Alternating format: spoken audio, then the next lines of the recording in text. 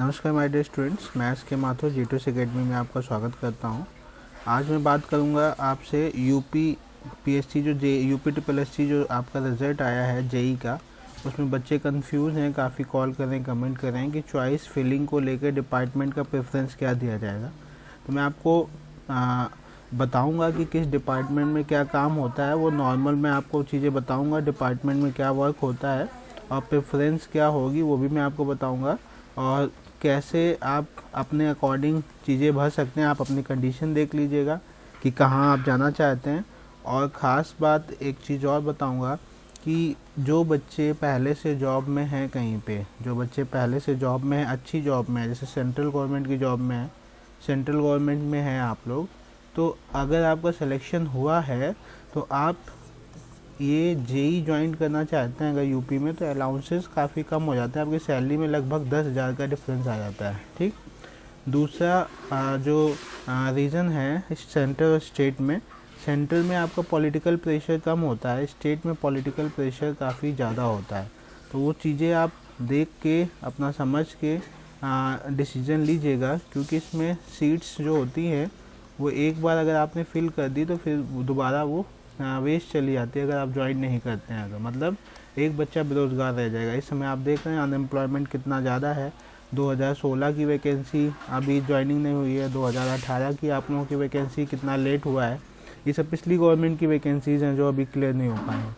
ठीक है, तो आई होप आप समझ सकते हैं अनएम्प्लॉयमेंट कितना है, और बच्चे जेई के खासकर काफ़ी टाइम से लगे हुए हैं, लेकिन वैकेंसी ना तो आ रही है ना भी क्लियर हो पा रही है।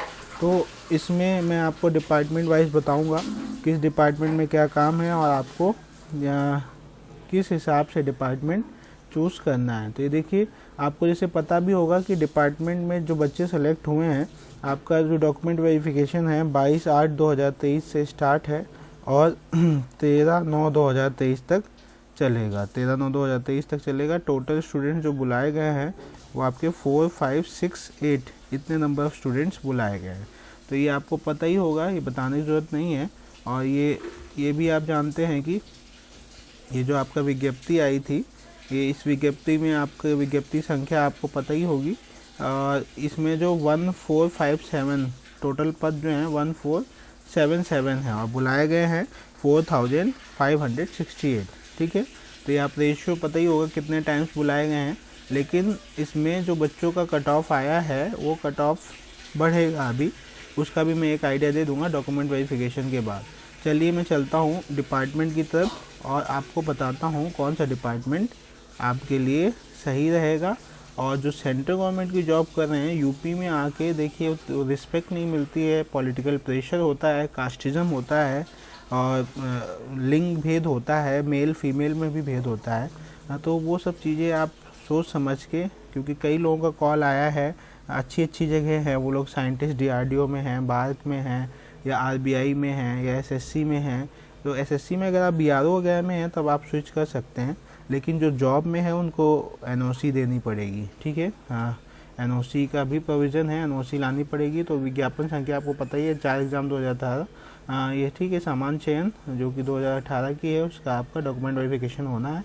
तो ये आपकी डिपार्टमेंट की जो है प्रेफरेंस क्या रहेगी। ठीक है, सबसे पहले मैं बता देता हूँ, एक एक करके मैं आपको डिपार्टमेंट बताऊँगा। निदेशक मतलब डायरेक्टर, मुख्य अभियंता, ग्रामीण अभियंत्रण विभाग, ये RES की बात कर रहा है। रूरल इंजीनियरिंग जो है, रूरल इंजीनियरिंग से तात्पर्य ये है कि आपको गाँव के जो भी डेवलपमेंट होगा, गाँव की वो सब RES के द्वारा किया जाएगा। गाँव में जो भी कंस्ट्रक्शन होगा रूरल एरियाज़ में, वो सब RES के द्वारा किया जाएगा। वो सब कंस्ट्रक्शन जो है, इसमें पदों की संख्या भी कम है, 4 है। तो ये इसकी पोस्टिंग ज़्यादातर आपको रूरल एरियाज़ में ही मिलेगी। ठीक है, रूरल के डेवलपमेंट के लिए कई बॉडीज़ बनाई गई हैं, अभी आप देखेंगे स्थानीय निकाय, पंचायती, ये सब चीज़ें रूरल के डेवलपमेंट के लिए है। ठीक है, तो नहीं, ये आपका संगणक की है, और ये आपकी अवर अभियंता सिविल की जो है 272 है। सॉरी, ये मैंने कंसिडर किया 272 सीटें काफ़ी ज़्यादा हैं RES में। तो आप RES को किस पोजीशन में रखेंगे वो हम आपको बताएंगे। RES का मेन काम मैंने बता दिया, रूरल से रिलेटेड जितने भी डेवलपमेंट हैं, रोड हो, बड़ी बिल्डिंग्स हों, ये सब काम जो है वो RES के अंतर्गत आता है। ठीक है, सेकेंड, आपको और ज़्यादा जानकारी चाहिए, देखिए असल में इस समय आपको जॉब ही मेन मोटिव है। ठीक है, किसी के कम मार्क्स होंगे तो उसकी सोच यही होगी कि मुझे किसी भी डिपार्टमेंट में सिलेक्शन मिल जाए बस, क्योंकि सैलरी भी आपकी अच्छी खासी बनेगी। वो वीडियो बना हुआ है, आप देख सकते हैं। सेकेंड आपका है उत्तर प्रदेश आवास एवं विकास परिषद। देखिए इसमें गर्ल्स के लिए अच्छा होता है, मतलब शहर में रहेंगे इसलिए गर्ल्स की भी प्रायोरिटी अलग हो सकती है। कोई काम करना चाहता है, गांव में भी काम करना चाहता है, उनको लोकेशन से फ़र्क नहीं पड़ता है। तो आवास विकास में मेनली बिल्डिंग्स का काम होता है, बिल्डिंग्स का कंस्ट्रक्शन और शहरों में प्लॉटिंग काटना, लैंड लेके उसका नक्शा पास करवाना। जेई का काम है कि जब वो मकान बने तो उसका चेक करना कि अंडर द मैप बन रहा है कि नहीं, मेंटेनेंस करना बिल्डिंग्स का जो आवास विकास के अंतर्गत हैं, या कुछ कम्युनिटी हॉल्स बनते हैं इनके, या कुछ स्कूल्स बनते हैं, वो आवास विकास कंस्ट्रक्शन करवाता है। तो उसमें जेई को फील्ड में जाके उसकी क्वालिटी चेक करना, ये सब और आके रिपोर्ट करना एई को और अपने सीनियर्स को, ठीक है। फिर एई रिपोर्ट करेगा एक्शन को, उसके बाद एसई को, जो ऊपर होंगे बॉडीज़ उनको। तो ये आपका जेई का काम मेन है, जेई का काम है रिपोर्ट करना एई को, ठीक है, फील्ड में जाकर। अब ये आइए निदेशक स्थानीय निकाय। स्थानीय निकाय का मतलब होता है लोकल बॉडीज़। स्थानीय निकाय लोकल बॉडीज़ के भी इलेक्शन हुए थे, आपने देखा होगा। ये मैं थोड़ा सा आपको समझा देता हूँ। स्थानीय निकाय मतलब लोकल बॉडीज़, और यूपी में आपके उत्तर प्रदेश में 645 स्थानीय निकाय हैं, लोकल बॉडीज़ हैं, ठीक है, 645। इसमें आपने सुना होगा अभी मेयर के इलेक्शन हुए थे। मेयर के इलेक्शन जो होते हैं वो नगर निगम के होते हैं। मेयर के इलेक्शन क्या होते हैं, नगर निगम। ये बड़े निगम जो होते हैं जैसे कानपुर, लखनऊ, अलीगढ़, मेरठ, ये सब जो है नगर निगम है। ये 14 हैं टोटल उत्तर प्रदेश में, ठीक है। उसके बाद नगर पालिका, नगर पालिका परिषद। नगर पालिका परिषद मतलब नगर पालिका क्या काम है, कानपुर में या लखनऊ में जितने भी काम है, सफाई से लेके सीवर मेंटेनेंस से लेके, ये सब काम नगर निगम, तो ये सब लोकल बॉडीज़ के अंतर्गत आता है, ठीक है। नगर पालिका परिषद जो है वो आपकी संख्या है 202, और नगर पंचायतें जो हैं वो हैं आपकी सबसे ज़्यादा है नगर पंचायतें 6438। तो ये टोटल जो मिलाओगे तो लगभग आपके उसी के आसपास जाएंगे। और ये सब बॉडीज़ हैं, ये इस सब में काम जो होता है वो इसमें होता है स्थानीय निकाय उत्तर प्रदेश। अगर सिविल का जो भी काम होगा इनमें ये सब किया जाएगा। तो इसमें नगर निगम भी आ जाता है, नगर पालिका परिषद भी आ जाता है, नगर पंचायत भी आ जाता है। तो ये ठीक चीज़ है। इसमें 80 सीटें हैं, तो इसको आप वरीयता अपने अकॉर्डिंग दे सकते हैं। और मैं अभी बताऊंगा प्रेफरेंस वो मेरा। और पंचायती राज विभाग जो आपके ग्राम पंचायत होते हैं, गवर्नमेंट ने एक लोकल बॉडी बना दी है। जैसे सरकार होती है वैसे गांव के लेवल पे जो काम देखेंगे वो पंचायत को एक अथॉरिटी दे दी गई है।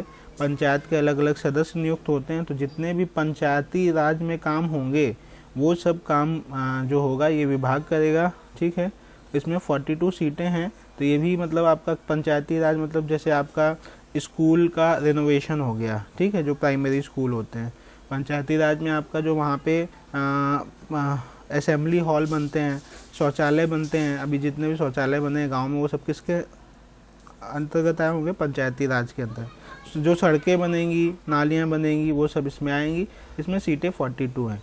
उत्तर प्रदेश पॉल्यूशन नियंत्रण बोर्ड, पॉल्यूशन कंट्रोल बोर्ड में सीटें 43 है। इसका काम क्या है, इसमें जो जेई है उसके फील्ड में जाके चेक करना कि जो पॉल्यूशन इंडस्ट्रीज़ हैं वो जो वेस्ट जनरेट कर रही हैं और जो लॉज हैं और एनवायरनमेंट प्रोटेक्शन एक्ट जो है उनके तहत काम हो रहा है कि नहीं हो रहा है। तो जेई करते क्या है, जाके वसूली करके चले आते हैं, उनको कोई मतलब नहीं पॉल्यूशन फैल रहा है कि नहीं फैल रहा है। तो ये असल में करप्शन बहुत बड़ी वजह है कि जो एनवायरनमेंट पे हमारा इम्पेक्ट पड़ रहा है, क्योंकि हायर अथॉरिटीज़ से लेके बॉटम तक, जेई तो नीचे की कड़ी है, टॉप टू बॉटम सब कुछ मिला रहता है। आप जॉब में जाओगे तो समझ में आएगा।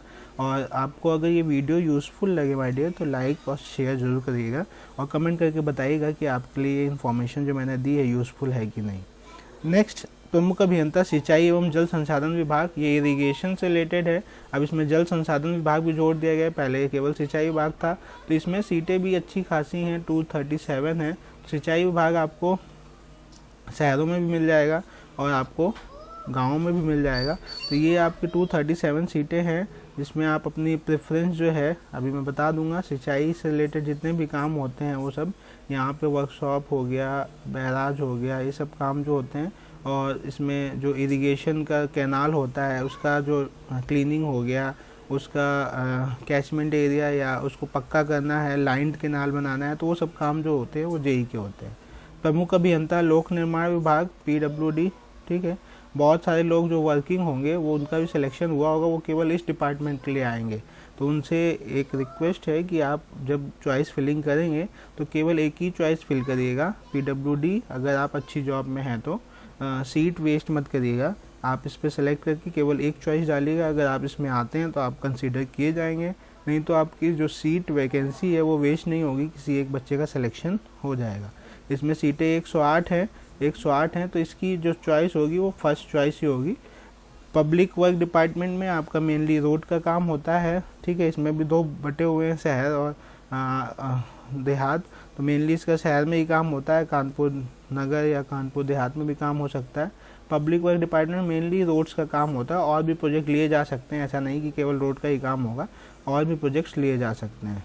नेक्स्ट जो है राज्य कृषि उत्पादन मंडी परिषद। मंडी परिषद मतलब होता है जितनी भी आपकी मंडीज़ होती हैं, आप छोटे से ज़िले में जाएंगे, बड़े से शहर में जाएंगे, हर जगह आपको एक मंडी मिलेगी जहाँ पे सामान आता है, फिर डिस्ट्रीब्यूट होता है, वेजिटेबल हो या फ्रूट्स हो। तो उसका जितना भी कंस्ट्रक्शन होता है, उसका जितना भी मेंटेनेंस होता है, और उसमें जितनी भी मैनेजमेंट होता है वो सब जेई को करना पड़ता है। और इसमें जो सीटें हैं आपकी 27 हैं, इसमें भी ठीक ठाक है डिपार्टमेंट, ये भी ज़्यादा बुरा नहीं है। देखिए जितने डिपार्टमेंट बने हैं सब काम करने के लिए बने हैं, कहीं काम ज़्यादा होता है, कहीं काम कम होता है, ठीक है, और कुछ फ़र्क नहीं पड़ता है। सैलरी आपकी इतनी अच्छी खासी होगी कि आपको ज़्यादा सोचने की ज़रूरत नहीं पड़ेगी। लेकिन यूपी में पॉलिटिकल प्रेशर बहुत ज़्यादा रहता है, लोकल आपको पार्षद ही कॉल कर परेशान करेंगे, उसके बाद कभी कभी आपको विधायक और सांसदों की भी बातें सुननी पड़ेंगी। मुख्य अभियंता लघु सिंचाई विभाग मतलब ये इरिगेशन का ही सब ब्रांच है। इसमें कुछ कैनाल्स होती हैं, डिस्ट्रीब्यूट कर दिए जाते हैं जैसे शहर में कि ये इतने से इतना एरिया जो है वो आपके अंतर्गत है, इसमें कैनाल में जो भी दिक्कत आएगी वो आपको देखनी पड़ेगी। तो ये आपके लघु सिंचाई विभाग के अंतर्गत आता है। इसमें सीटें 51 है, ठीक है। तो अब मैं चॉइस फिलिंग की ओर जाऊँगा। फर्स्ट चॉइस मैंने दी है पीडब्ल्यूडी को, ठीक है, फर्स्ट चॉइस मैंने दी है पीडब्ल्यूडी को। सेकेंड चॉइस मैं दे रहा हूँ, देखिए अगर आप काम करना चाहते हैं तो सेकेंड चॉइस में आप स्थानीय निकाय भी डाल सकते हैं। स्थानीय निकाय में काम ठीक ठाक होता है, करप्शन बहुत ज़्यादा है वहाँ पे। अगर आप करप्शन से बचना चाहते हैं तो पीडब्ल्यूडी में भी करप्शन है। उसके बाद अगर सेकेंड चॉइस में, देखिए दोनों मैंने समझा दिया, स्थानीय निकाय भी आप डाल सकते हैं या आप सिंचाई विभाग भी डाल सकते हैं। दोनों के काम मैंने बता दिए, आपको जो सुविधा लगे वो आप डालिए। सिंचाई विभाग में सेकेंड पे दे रहा हूँ, और सेकेंड पे कुछ जो लोग पंचायती राज में जाना चाहते हैं, काम होता है, उसको भी आप सेकेंड दे सकते हैं। तो मैं इसको थर्ड दे रहा हूँ, ठीक है। और गर्ल्स के हिसाब से थर्ड चॉइस जो है वो आवास विकास होनी चाहिए। अगर आप आउटर में नहीं जाना चाहते हैं तो नहीं, पंचायती राज को थर्ड नहीं, स्थानीय निकाय को मैंने थर्ड दिया है। और गर्ल्स के लिए मैं कहूँगा थर्ड आप इसको डालिए, और ये गर्ल्स के लिए। और ये फोर्थ पोजीशन मेल्स के लिए मैं, अगर आप इसमें आवास विकास में काम करना चाहते हैं, इसमें बस अंतर ये है कि आपको शहर में पोस्टिंग मिल जाएगी, ज़्यादा आउटर में नहीं जाएगा। तो ये गर्ल्स के लिए मैंने बताया थर्ड डाल सकती हैं, और नॉर्मल आप इसको फोर्थ डाल सकते हैं, ठीक है। उसके बाद लघु सिंचाई विभाग को आप डाल सकते हैं फिफ्थ पोजीशन में। लघु सिंचाई विभाग को आप फिफ्थ में डाल सकते हैं, ठीक है। वैसे तो मेन एम तो आपका होना चाहिए जॉब ही मिल जाए, सबसे बड़ी बात। लेकिन अगर आपके अच्छे मार्क्स आते हैं तो आप क्यों छोड़ेंगे कोई चीज़। निदेशक मुख्य अभियंता ग्रामीण अभियंता आरईएस भी आप डाल सकते हैं, इसमें भी काम ठीक ठाक होता है। तो मेरे हिसाब से आरईएस जो है 6 नंबर पे होना चाहिए। उसके बाद पंचायती राज पॉल्यूशन, उसके बाद मंडी परिषद आप डाल सकते हैं, इसमें भी काम है 7 नंबर पे। और पंचायती राज 8 नंबर पे, पॉल्यूशन कंट्रोल 9 नंबर पे। ये मेरा सीक्वेंस है जो मैंने आपको बताया है, क्योंकि स्टूडेंट्स जब इस फेस में होते हैं तो उनको जानकारी थोड़ा कम होती है। तो ये मैंने आपको चॉइस बताई हुई है। अब एक चीज़ और मैं क्लियर कर दूं कि जो आपके प्रपत्र वगैरह डाउनलोड होंगे वो सब लेके, सभी डॉक्यूमेंट्स लेके जाइएगा। जो बच्चे पहले से जॉब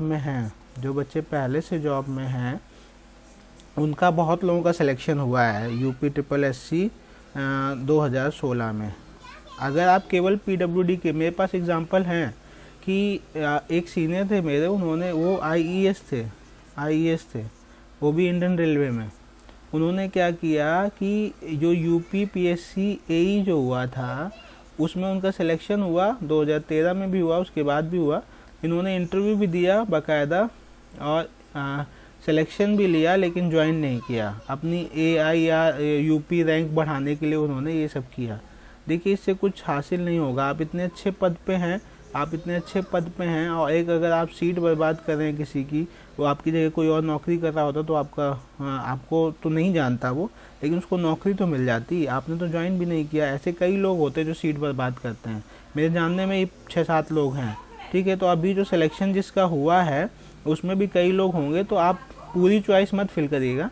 आपको जिस डिपार्टमेंट, जैसे आप पीडब्ल्यूडी को के लिए आए हैं, एक डिपार्टमेंट और आपको अगर चाहिए, आरईएस चाहिए, तो आप अगर और कोई वजह है कि आप आना ही चाहते हैं तो सभी डिपार्टमेंट डालिए। वहाँ से छोड़ना ही चाहते हैं तो वहाँ से एनओसी ज़रूर ले लीजिएगा। अगर आपने थ्रू प्रॉपर चैनल काम किया होगा, वहाँ पे आपने एप्लीकेशन दी होगी कि जब आपने ये फॉर्म भरा होगा, एग्ज़ाम देने गए होंगे, तब आपने वहाँ पे इन्फॉर्मेशन दी होगी, एग्ज़ाम की परमिशन ली होगी, तो आपको एनओसी मिल जाएगी। अगर आपने नहीं किया होगा ये सब, तो एनओसी आपको नहीं मिलेगी और आपको सर्विस में भी लॉस देखना पड़ेगा। आप ग्रेड पे आपका 4200 ही है वहाँ पे भी, जहाँ पे आप ज्वाइन किए थे, और यहाँ पे भी आएंगे तो कुछ आपको सर्विस का लाभ मिलेगा अगर थ्रू प्रॉपर चैनल आएंगे। तो अगर आप एनओसी नहीं देंगे तो हो सकता है आपको ज्वाइन भी ना करवाया जाए। तो आप एनओसी वगैरह क्लियर करवा लीजिएगा, और थोड़ा टाइम भी देते हैं आपको। अगर अभी नहीं होगी तो 1 महीने का समय दिया जाएगा। आप एनओसी जमा कर दीजिएगा जाके आयोग में, तो आपको कंसीडर किया जाए। लेकिन माय डियर, सीट बर्बाद मत करिएगा। आई होप ये वीडियो आपके लिए यूज़फुल होगा। अगर वीडियो अच्छा लगे तो लाइक से सब्सक्राइब जरूर करिएगा। Thank you for watching this video. Thank you a lot. अगर अच्छा लगे तो दोस्तों के साथ शेयर जरूर करिएगा। Thank you.